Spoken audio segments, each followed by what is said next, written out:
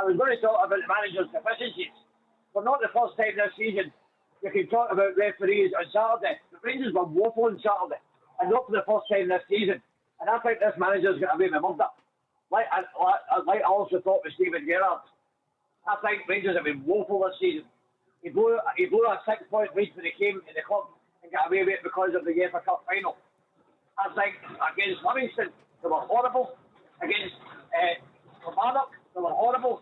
And again on Saturday, they were horrible. Why did he continuously play two holding midfielders against rubbish in this league?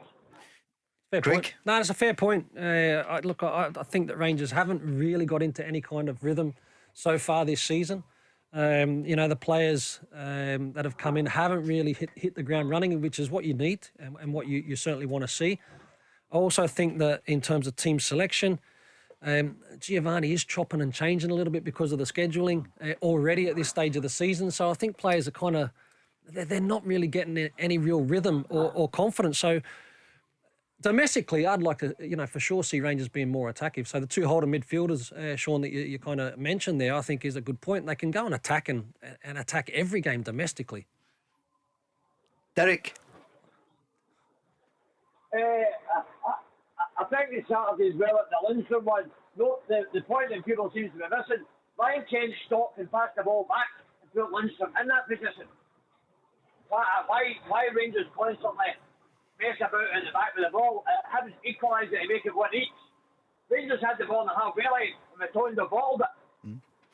Mark, Rangers are not getting the rhythm that they would want this early in the season. They've got a lot in Europe, but they can't afford to drop points with Celtic in maximum. Yeah, Paul, it shows you how fickle, because this time last week, we're on this programme, Rangers have thumped St Johnstone 4-0 on the back of beating Union SG 3-0 at Ibrox. 7 goals scored, none conceded. Everything's great. Everybody's looking forward to the PSV game. Right, good chance of getting a result. Then all of a sudden it turns, and that's what happens in football. But I think, and I know Derek's not the only one, but Derek's phoned in to make his point.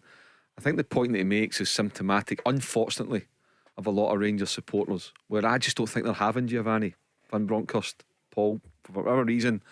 I think there's a number of them are just not having him.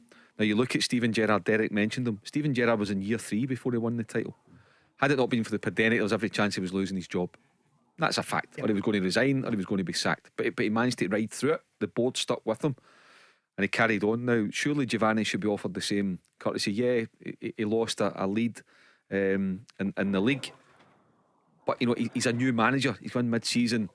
He had a transfer window in January, but let's be honest, it was rubbish. Transfer, it wasn't helpful to him at all as a manager, that transfer window. But he still managed to keep it going in Europe, and he won the Scottish Cup. So I think but there just appears, and I've said it a couple of times, Paul. There just appears to be an element out there, Rangers supporters, that can't wait to have a go at him. And I think it's really unfortunate, really, because look, he's a good man, he's a good manager. And by the way, the question I would pose to Derek is, if it's not Giovanni van Bronckhorst, who do you think is going to be better, Derek? Seriously, who do you think is going to be better to come in and do? Because we're game 4. Who's better? But the point of this, the line's just gone. Just at that moment, Derek's in the car. Derek, I think we've just lost you, Derek. You still there? Yes, Paul. The point, Mark, the ball's back to Mark. With hard cash. It's not if he's not been given money. Oh no, listen, no, they've backed Derek. You're right. They've backed him, but also remember, he lost 2 very influential players. Now I know that's what happens. It happens at all clubs, apart from your Man Cities and your Real Madrid. But he did lose 2 of his better players, 2 guys that started every week in big games. But that's fine. Rangers could not resist that kind of money. I get that, but I just think that. I think it's unfortunate because of a culture just, the manager's lost 2 or 3 games, get him out the door, he's hopeless, he's tactically naive, he doesn't have a plan B. I hate all that, Paul. I really hate it. It's not nice and it's not necessary. Mark, the defence is what I dogged dinner at the back. I pointed out in Saturday to a few people, the Hampton at corner, there were 6 men in the 6-yard line and the head player still got a free header. Every time they're at a corner, your head's in your hands, and that's down to the manager. Craig? He sets them up in terms of set plays, especially corners against. He sets up zone defending. He has five players that are they're in positions. They're marking space. sometimes that can bring you undone, because we know that a running jump, it normally gets over a standing jump. Yeah. And they've been caught out a couple of times this season already at set plays. For me, Derek, I kind of, I agree with you a little bit. In terms of Giovanni, I think he's a wonderful coach. I think tactically he's brave enough. He sees the game well. He's able to make the changes. But I would like to see more. I think that there's a really clear style of play for Celtic. You can see it. It's really, really clear. And at the moment, I'm still kind of struggling to see what style. It's very patient.